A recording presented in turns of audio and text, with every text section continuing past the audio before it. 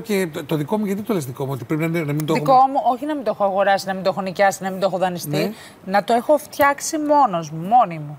Εννοείς να μην έχω πάρει βοήθεια από κάποιον άλλον. Ναι, αυτό το δέχομαι για να δούμε πόσο είναι το γούστο μου. Δηλαδή να μου αλλάξει το γούστο. Ας πούμε, ουσιαστικά, ίσως να μου μάθει και να ντύνομαι. Γιατί εκεί παίρνω συμβουλές. Σωστά. Για το τι θα έκανα. Γι' αυτό και δεν έχω καταλάβει γιατί έχει τέτοια στεναχώρια αυτή η ιστορία. Δηλαδή, όπως ας πούμε πηγαίνουν στους διαγωνισμούς τραγουδιού άνθρωποι που δεν είναι τραγουδιστές. Και τους βλέπω.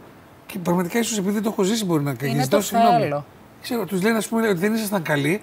Και δεν ήμουν καλός. Μα έκανα πρόβες όλη την εβδομάδα και εγώ η φωνή μου και το τραγούδι το είμαι καταπληκτικά. Είσαστε άδικοι. Και λέω τι λένε. Εντάξει, λέω δεν πειράζει. Μα δεν είναι η δουλειά σου. Δεν θέλω να σου πω, δεν σε πρόσβαλε πάνω στη δουλειά σου ή σου είπε κάτι. Δεν πειράζει. Δεν ξέρω γιατί το παίρνετε τόσο. Όταν κουράζεσαι. Γιατί μιλάμε για κούραση. Δεν είναι αστείο το. Ναι.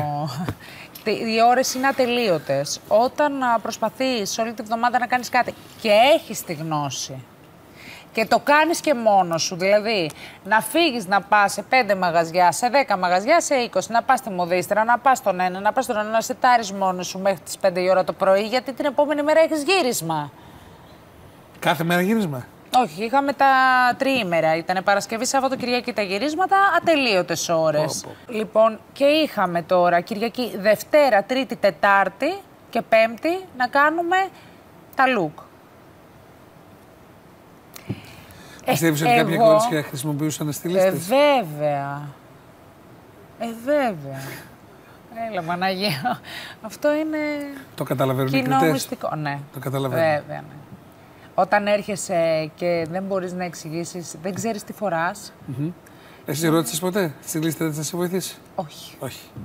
Όχι. Εγώ θα μπορούσα να είμαι στυλίστρια, πιστεύω. Εντάξει. Έχω διαβάσει όλους τους μεγάλους οίκους, τους τόμους, αυτά τα βιβλία.